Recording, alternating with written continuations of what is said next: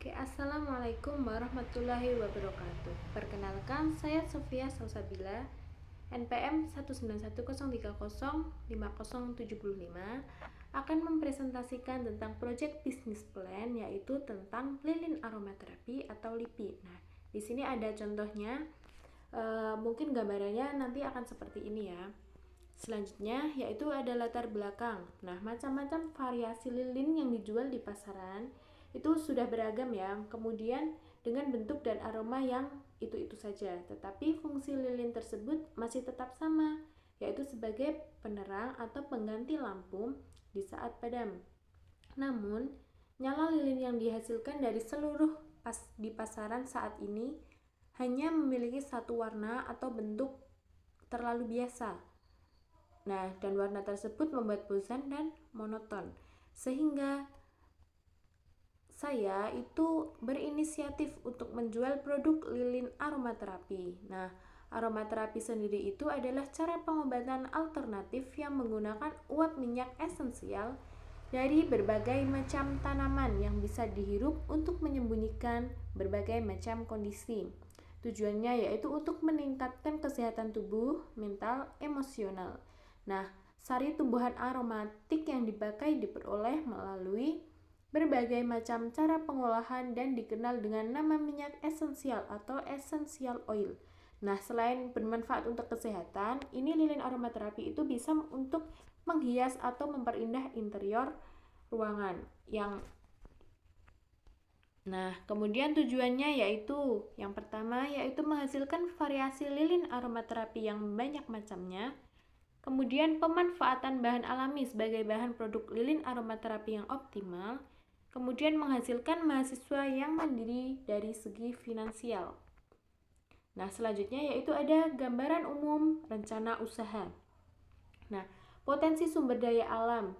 Ini Indonesia merupakan negara penghasil minyak asitri nomor 2 terbesar dari sekitar 40 jenis minyak asitri yang sudah dikenal. Nah, diperkirakan terdapat 12 jenis minyak asiri yang diekspor ke pasar internasional dari 80 minyak asiri di dunia. Nah, jenis-jenis minyak asiri yang diekspor antara lain yaitu ada minyak kayu manis, minyak akar wangi, minyak cendana, minyak kemukus, minyak nilam, minyak kenangan, minyak pala, minyak cengkeh, minyak kayu putih. Nah, sekitar 20 diantaranya itu merupakan minyak potensial yang telah berkembang di pasar serta bernilai ekonomi tinggi. Nah, dengan hal tersebut, maka akan sangat menjanjikan apabila saya memanfaatkannya itu menjadi barang yang berguna, yaitu dengan lilin aromaterapi. Karena pada dasarnya lilin yang beraroma itu tidak hanya digunakan hanya karena wanginya saja, tetapi juga dapat mengubah suasana hati seseorang menjadi lebih baik. Selanjutnya yaitu keunggulan produk. Nah, kelebihan dari produk yaitu bahan-bahan produksi itu tidak rumit dan mudah didapatkan di toko-toko bahan kimia dan terbuat dari bahan alami seperti melati, bunga mawar, dan lain-lainnya. Sehingga harga produk ini tidak melambung tinggi namun memiliki keunikan tersendiri yang membedakan produk kami dengan produk lainnya. Serta bahan juga bisa menggunakan bahan alami seperti tanaman kencur, kemudian kulit jahe, daun pandan, dan lain-lainnya. Nah, kemudian ada analisis pesaing. Itu ada Strike yaitu memiliki sumber daya manusia yang berkompeten dalam hal kreativitas dalam menciptakan variasi bentuk lilin. Kemudian memiliki jaringan atau rekanan dalam hal promosi atau sebagai konsumen. Kemudian memiliki harga dan kualitas produk yang bersaing, memiliki produk lilin yang menarik dan memiliki efek kesehatan bagi orang yang ada di sekitarnya. Kemudian ada weakness yaitu belum memiliki label yang tertokohkan, kemudian belum memiliki jenis cetakan yang ukurannya sesuai, kemudian skala produksi yang masih belum dapat memenuhi permintaan pasar, dan belum memiliki outlet penjualan yang resmi. Selanjutnya ada opportunity, yaitu belum adanya pesaing di segmen ini. Kemudian pasar yang masih belum tahu adanya produk lilin yang beraneka bentuk dengan khasiat kesehatan yang tinggi. Kemudian ada treat, yaitu adanya produk lilin aromaterapi yang telah beredar di pasaran dengan harga yang relatif mahal, dengan penggunaan yang terbatas di tempat-tempat kecantikan. Selanjutnya bisa dilihat yaitu ada analisis pasar. Nah, ini dimensi utamanya ada 3, yaitu tentang segmentasi geografis, yaitu tempat, ini ada di Indonesia yaitu di Magelang. Kemudian segmentasi demografis, yaitu rinciannya semua umur, anak sekolah, mahasiswa, dan masyarakat umum kecuali anak-anak di bawah umur 7 tahun. Nah, jenis kelaminnya itu laki-laki dan perempuan. Kemudian segmentasi psikografis yaitu ada 2, ada benefit dan soft. Nah, ini rinciannya banyak manfaat untuk tubuh dan cukup tahan lama tergantung penggunaannya, serta dapat dijadikan sebagai hiasan interior ruangan. Kemudian dicari karena sangat bermanfaat bagi pengguna supaya rileks dan santai saat menggunakan serta dapat menghilangkan berbagai macam perasaan yang tak enak di tubuh. Nah, kemudian ada analisis pemasaran. Nah, kita menggunakan strategi yaitu strategi door to door, yaitu dengan jualan di kampus, kemudian di toko pribadi, kemudian jualan di pinggir jalan dengan seperti membuka stand-stand atau ikut pameran-pameran untuk memperkenalkan produk yang saya buat. Kemudian ada yang kedua yaitu strategi digital marketing. Nah, digital marketing ini berarti melakukan penjualan dengan menggunakan internet melalui aplikasi online shop. Harapannya dengan strategi ini, produk lilin aromaterapi ini bisa sampai ke seluruh Indonesia dan lebih banyak terjual dari strategi yang pertama. Nah, selanjutnya ada metode pelaksanaan. Ini waktu dan tempat produksi, itu lokasinya itu untuk memproduksi lilin berbahan dasar minyak esensial atau pewangi parfum itu ada di rumah saya sendiri. Kemudian perencanaan produksi yaitu pembuatan lilin berbahan dasar minyak esensial ini menggunakan berbagai alat. Mulai dari yang digunakan dalam pembuatan lilin seperti gelas piala, pengaduk, kemudian pipet tetes, pemanas, cetakan beraneka bentuk. Nah, lilin yang sudah jadi nantinya akan dikemas di dalam kotak plastik agar lebih menarik dan dapat menjaga kebersihan lilin. Nah, kemudian alat dan bahan yaitu ada kompor dan gas, kemudian ada lilin biasa, kemudian minyak aromaterapi, tali sumbu, panci, wadah, pewarna, dan kardus. Nah, selanjutnya ada proses produksi, yaitu yang pertama, wadah untuk lilin itu sesuaikan panjang sumbu dengan panjang wadah ikatannya bagian atas sumbu pada tusuk gigi atau tusuk sate. Nah, itu tempatkan tusuk gigi di bagian tengah wadah dengan sumbu menjulur di bawahnya. Kemudian ambil 4-5 batang lilin biasa berwarna putih. Hancurkan lilin menjadi potongan-potongan. Kemudian potongan-potongan itu dihancurkan menjadi kecil-kecil agar lebih mudah untuk dilelehkan. Nah, pisahkan lilin dengan sumbunya. Kemudian yang selanjutnya yaitu masukkan ke dalam mangkuk, isi panci dengan air hingga memenuhi setengah panci, lalu didihkan air. Nah, kemudian setelah mendidih, letakkan mangkok berisi lilin di atas air panci, biarkan mangkok mengapung. Selanjutnya tunggu sampai lilin mencair sambil diaduk. Kemudian setelah mencair, itu tambahkan 2 tetes pewarna makanan hingga lilin berubah warna. Selanjutnya matikan kompor, terus aduk lilin, kemudian teteskan minyak aromaterapi sebelum mengeras. Nah, aduk hingga larut. Nah, ini bisa mengatur jumlah tetesan minyak aromaterapi yang ingin diberikan. Biasanya 10 tetes minyak cukup, itu hingga 500 gram lilin.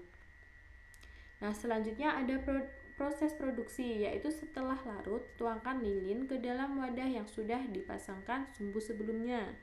Kemudian diamkan hingga lilin mengeras. Setelah mengeras, itu gunting sumbu tepat di bawah ikatannya dengan tusuk gigi. Kemudian lilin aromaterapi siap digunakan. Yang selanjutnya, yaitu ini bisa dilihat contoh gambar prosesnya. Selanjutnya ada pengemasan produk. Nah, pengemasan produk dilakukan dengan cara dimasukkan ke dalam box kardus yang sudah dilapisi dengan bubble wrap. Nah, apabila pelanggan ingin memesan box kardus dibungkus dengan kertas kado atau tambahan pita, itu bisa sesuai request dari pelanggan. Nah, serta di dalam box kardus itu terdapat kartu ucapan terima kasih kepada pembeli karena sudah membeli produk dan dari kami, serta bisa ditambahkan bonus stiker yang estetik. Nah, bisa dilihat contohnya seperti ini. Selanjutnya, pemasarannya tadi sudah dijelaskan, yaitu dilakukan melalui door to door, dan ini dapat dilakukan dengan membuka stand dan menata semua produk meja dengan terlebih memasang banner yang berisi semua gambar produk yang telah didesain untuk menarik daya jual terhadap konsumen. Kemudian dapat dilakukan melalui digital marketing dengan memposting foto atau video yang berisi testimoni tentang kepuasan pelanggan terhadap produk yang telah ditawarkan. Nah, selanjutnya ada tahap pelaksanaan. Ini ada tahap praproduksi, yaitu menyusun rencana usaha, kemudian survei pesaing pasar, kemudian survei pengadaan alat, bahan, dan tempat usaha, kemudian ada uji coba. Selanjutnya tahap produksi itu pembuatan, pengemasan, penjualan, pemasaran, dan promosi. Selanjutnya ada tahap pasca produksi, yaitu dengan mengevaluasi produk dan strategi pengembangan. Jadi setelah kita pemasaran, yaitu kita evaluasi apa kurangnya. Setelah itu kita merencanakan pengembangan agar produk tersebut menjadi lebih baik lagi. Selanjutnya ada rincian biaya dan jadwal kegiatan. Nah, anggaran biaya itu terdiri dari biaya investasi, biaya working capital atau biaya pekerja, kemudian biaya variabel dan biaya depresiasi. Nah, ini jika dijumlahkan totalnya 7.649.620. Nah, kemudian rinciannya di halaman selanjutnya.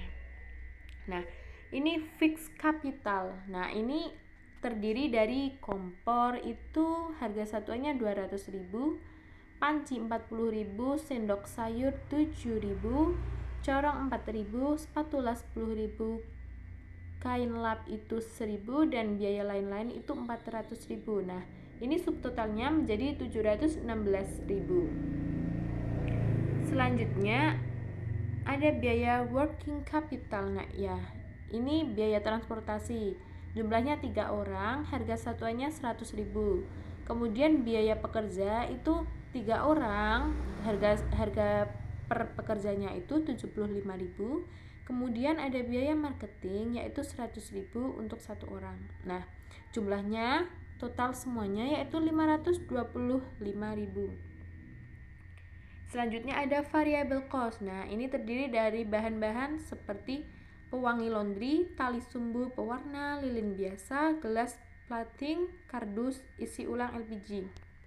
Nah, bisa dilihat di dalam tabel itu harga satuannya, sehingga total biaya tiap satu kali produksi itu 211.950. Nah, ini kemudian ada tabel profit dan harga jual. Nah, total biaya setiap satu kali produksi yaitu 211.950. Kemudian total biaya dalam 1 bulan itu berarti 6.358.500. Kemudian total biaya tiap satu produk yaitu 14.130. Kemudian ada profit yang dicapai tiap satu produk itu 50%, yaitu 7.065. Kemudian profit satu produk selama 1 bulan itu berarti 211.950. Kemudian harga jual tiap satu produksi yaitu 21.195. Kemudian harga jual setelah dibulatkan yaitu 22.000. Nah, jadi ini setiap satu kali produksi itu 1 hari ya rinciannya. Kemudian setiap satu kali produksi itu menghasilkan 15 porsi lilin. Kemudian harga jual yaitu sama dengan total biaya plus profit yang dicapai. Nah, selanjutnya ada biaya dan jadwal kegiatan. Nah, jadwal kegiatannya bisa dilihat ya. Ada pengumpulan bahan itu pada bulan ini kita selama 4 bulan berturut-turut ya. Jadi pengumpulan bahan itu pada bulan pertama, kemudian uji kelayakan bahan itu pada bulan kedua, kemudian proses pembuatan itu pada bulan kedua, 3, kemudian pengemasan dan pemasaran itu bulan kedua, 3, dan 4, kemudian pembuatan laporan yaitu bulan ketiga, serta pemaparan hasil produk itu pada bulan keempat. Nah, terima kasih. Sekian presentasi dari saya. Apabila ada salah dan kurangnya, saya mohon maaf. Wassalamualaikum warahmatullahi wabarakatuh.